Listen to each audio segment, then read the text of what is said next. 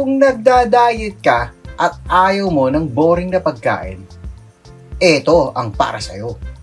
Today, magluluto tayo ng cauliflower chicken. Healthy at siguradong uulit-ulitin mo. Kaya, tara, simulan na natin. Hey! First step, prepare lang natin yung chicken. Bale, ang ginamit ko rito is chicken fillet.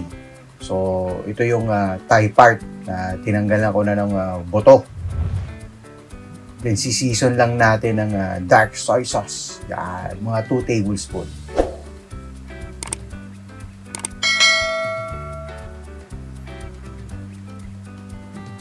Then, maglalagay tayo ng black pepper. Yung. Tapos, lemon juice. Lagay tayo. No? Kalahati lang ng lemon juice ang ginamit ko. So, bali ang mangyayari dito is imamarinate lang natin yung chicken. Yan. Tapos, syempre, halu-haluin natin para mag-mix na. Pwede kayong gumamit ng chicken breast kung gusto nyo. So, ako kasi, mas gusto ko kasi itong thigh part para iba kasing texture kasi nung ng thigh part nung kanyang laman. So, pero kayo, kung nasa inyo naman yan, pwede naman yan kahit na chicken breast, pwede naman.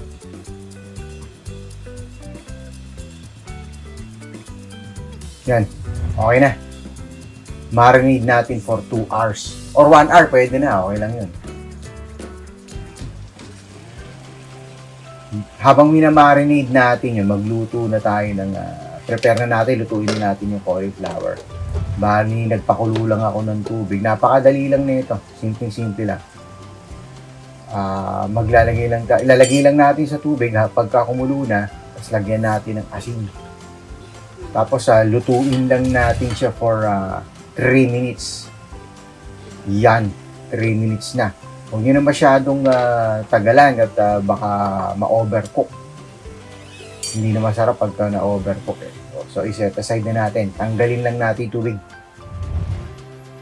Then, sa frying pan, maglalagay lang tayo ng cooking oil. Bali, sinet ko sa medium heat yung kalan. Yan.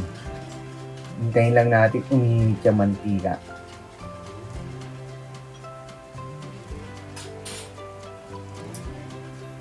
Then, pagka mainit na yung ating mantika, ipapansear na natin yung ating chicken na minarinate.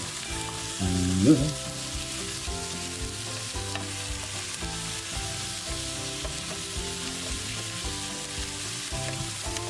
Diba? Napakasimple. Napakasimple lang nito. Ang dali lang nito. Actually, mas gusto ko talaga pagka pinipilay na yung talaga nung may mga buto. Parang walang hassle. Diretso subo agad. Tapos yan, lang natin siya. I-panseared lang natin siya. Yun, tingnan mo, kumakatas na.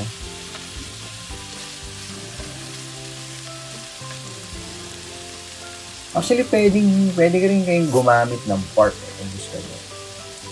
So, kaya lang, syempre, tayo healthy, nagpapaka-healthy. So, chicken yung ginamit natin. Mas healthy to kung ang gagamitin nyo is yung chicken breast na fillet. Para less yung fats niya. So, ipapanseared lang natin to for 5 minutes. Ganun lang. Ayun, makikita nyo naman pagka hindi pa okay. Kailangan nito na-reduce na yung ating yung residue niya masabaw pa balik ta rin nyo lang para para yung kabilang side naman. Yan.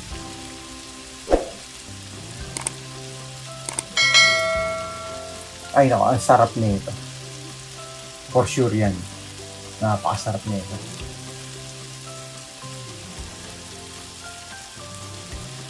Yun, tinuwa yan, no? Lumalapot na yung sabaw, oh. Oh, yan oh. Nare-reduce na yung ating sabaw oh. Konti pa. At ito yan, ready na.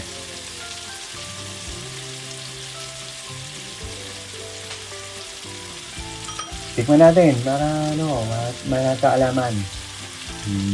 Yun. Sa lasa, depende sa inyo yan. Kung natatabangan kayo, dagdagan nyo lang ng asin. Ganun lang naman ang dyan.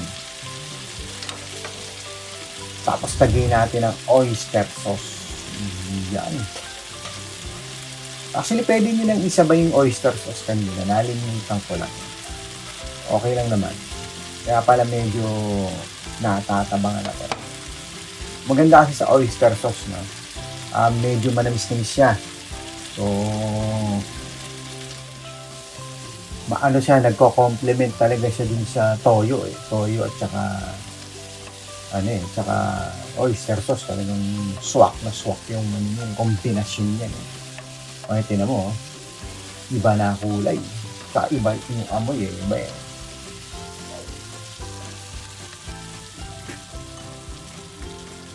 Yan, haluin lang na, sangkot siya lang. Maluto. Yun, oh. Ang dami, ang lapit na, oh. Iba na, oh. Eto na to. Panalo.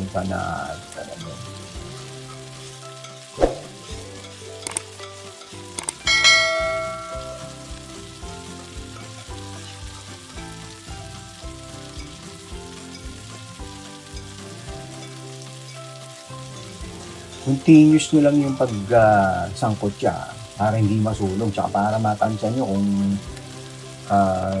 nawawala na talaga yung sauce niya. Ito, mga ganitong stage, bantayan nyo na. So ito, titikman natin syempre kung masarap yung ating sauce. Diba? Masarap talaga pagka may oyster sauce eh. Iba yung nabibigay ng lasa. Basta medyo manamis-namis.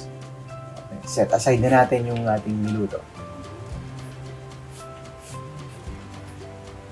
Then, doon sa pinaglutuan natin, maglalagay lang tayo ng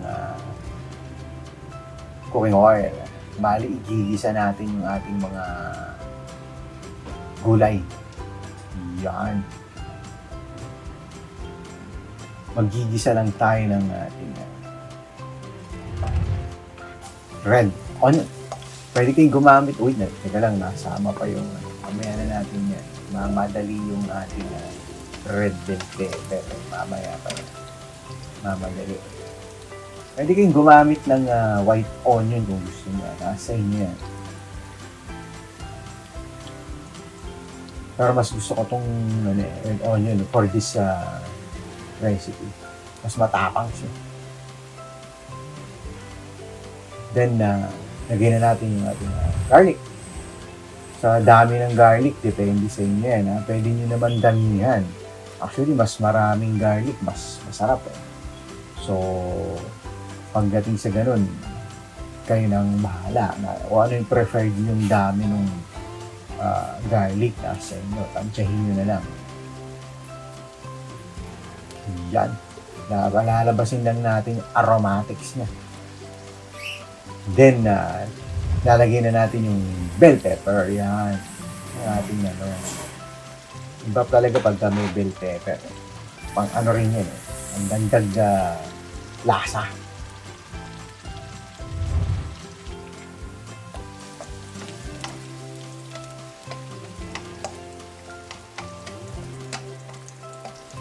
Sige. Sangkot siya lang tayo.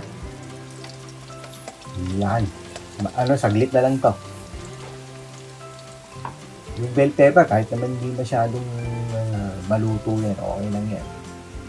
Masarap pa rin yan. Kaya ganyan, medyo crunchy siya. So, ilagay na natin yung ating sinet aside na chicken. Ayun, yung chicken. Actually, yung chicken pala, pwede mo na kainin yung gano'n. Then, lagay na rin natin yung niluto nating cauliflower. Ano na lang to, sasangkot siya mo na lang to. Kasi luto na naman lahat yan. Yan.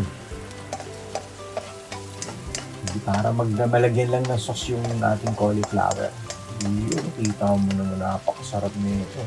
Masarap na, healthy pa. So at this time, patayin nyo na yung, yung kalan. So, baka ma-overcook naman kasi yung cauliflower. So, okay na yan.